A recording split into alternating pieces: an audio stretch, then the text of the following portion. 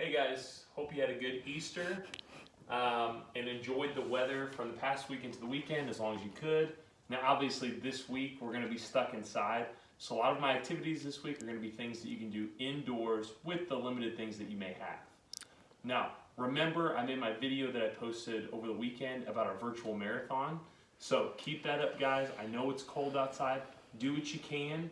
Okay, log your activity, track it on a fitness tracker on your phone. Whatever you do, don't forget to put that in the Google Doc, guys, and we'll see who can reach that virtual marathon. All right, our first activity of the day, guys, you're going to need a timer for. This is simple, hide and seek. Okay, this can be with you and another person, or if you have as many people as you can, that's fine too. What you do is you're going to take turns hiding, just like you would in hide and go seek.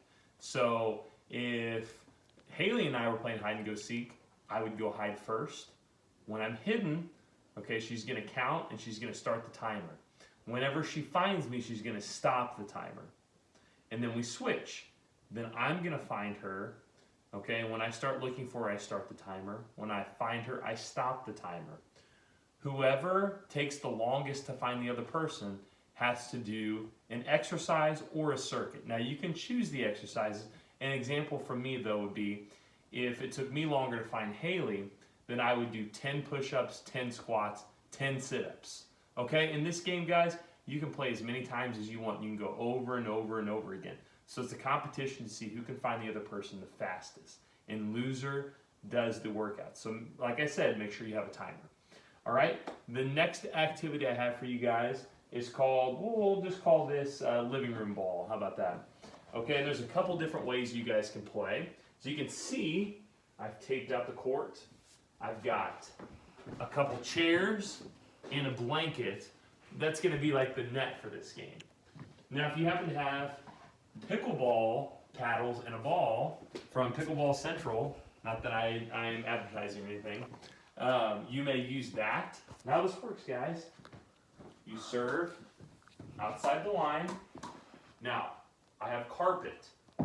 It's not going to bounce on the carpet. If you have hardwood floors, you can play with one bounce, but if you have carpet, you're going to serve it across, and the other person is going to you guys are going to keep it up in the air. Now, if you hit it and it lands, oh, okay, I'm going to have a partner here. Excellent. All right. So Haley, I'm going to serve it to her. Okay, got to serve it in the boundary. Keeps it up. Oh! Now, I actually think it landed inside the boundary, so I would get the point. If I hit it and my partner didn't get it and it went outside the boundary, it would be their point. It went outside. Yeah. So you have to keep it up, no bounces. All right? Now, let's say you don't have pickleball paddles and a pickleball, no problem.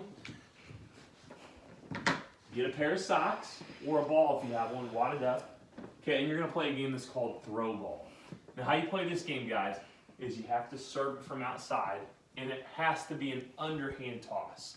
You cannot throw it like this. That would be way too easy. Has to be an underhand toss, and you're trying to throw it underhand to try and get it to land on the other person's side without them catching it. So I'm going to toss it, and Haley's going to try and catch it before it hits the ground. Oh! So I would get a point, and now she gets to serve. You alternate serving each time. She tosses it. I caught it. So you can go in the square. Yeah, I caught it now inside the square, but I have to take it outside before I can throw it again. Okay? So you're trying to catch it before it lands on your side, and before you can throw it, you have to have both feet outside the square.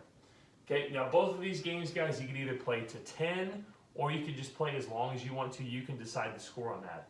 Also, when you make the court, okay, there's no rhyme or reason to this. Make it as big as you want to or as little as you want to.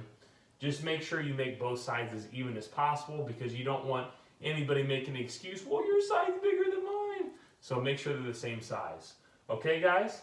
All right, so get creative with this. Post this on Seesaw, and good luck to you guys.